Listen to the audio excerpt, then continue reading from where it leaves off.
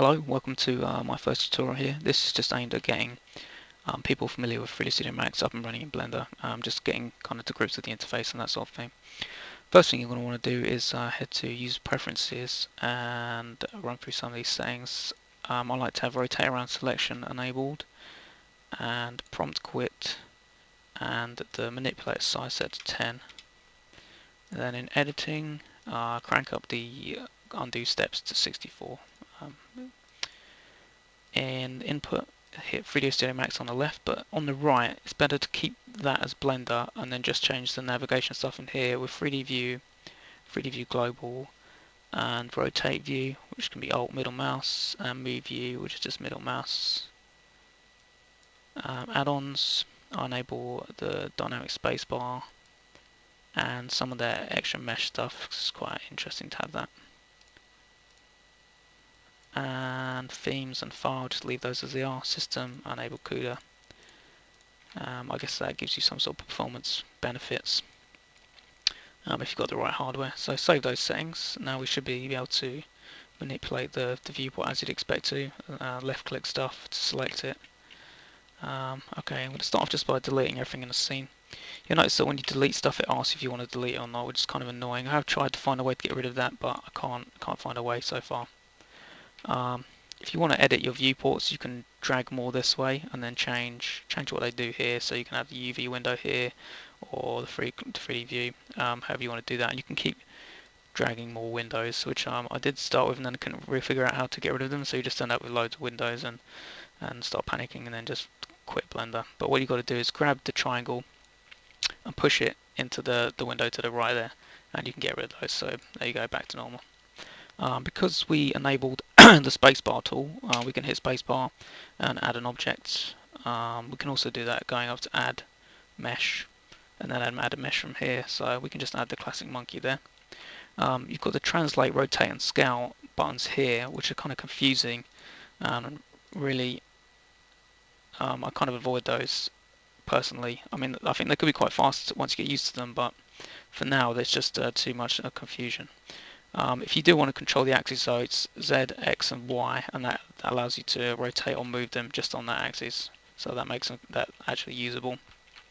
But what I prefer to do is use the manipulators down here, which got move, rotate and scale, and they just work as you'd expect really. What you can also do is hold down shift and have them all selected, so you have one kind of multifunctional manipulator, which just makes things easy to move, rotate and scale, you know. It's just obvious how it works as well. What isn't quite so obvious is how you just, for instance, scale on two axes, but what you do is you hold down shift. It's probably better to demonstrate a move actually. Hold down shift and select axes that you don't want it to move on, and that allows it to move on those axes. So if I select up, for instance, I can move it back and left and right and forward, but I can't move it up. With scale, if you want to uniformly scale stuff, start scaling and then hit the middle mouse button, and then that will uniformly scale. And then you can hit middle mouse button again, and it will scale in the direction your kind of cursor was. So if it's over here, it will scale that way, and if it's like below, it will scale that way. If you see what I mean. So that's actually pretty kind of handy when you get it figured out. If you want to edit objects, tab, that's like your edit poly, and then you've got vertices, edges and polygons here, and it's A to deselect stuff. You can't just click off the object to deselect stuff, which is kind of annoying. You can actually, if you choose 3D Studio Max in the settings, you can have it that way, but it messes up so much other stuff that I'd advise against doing that, although maybe you'll have more success. In polygon mode, you can just shift click to select multiple polygons. It seems like it could be easier to turn off the manipulator here to select. It's just shift click to select multiple. You've also got control click, which allows you to select kind of rings, but it starts from, it's the last polygon you select is grey, and it starts from there and then can move along, you know, a bunch of polygons. You're kind of generally following edge loops, which is quite useful. And then you've got Alt as well, which you can use just to select edge loops. So I can select, and it just depends where you click, what edge loops do you select. It's quite handy. That all that stuff works with edges as well. So you can select 2 of these edges, and you can select like a nice chunk of an edge loop, or you can use Alt, and you can select the whole edge loop, which is pretty handy. Extruding is the E button. So if you want to extrude this head some, E button and extrude.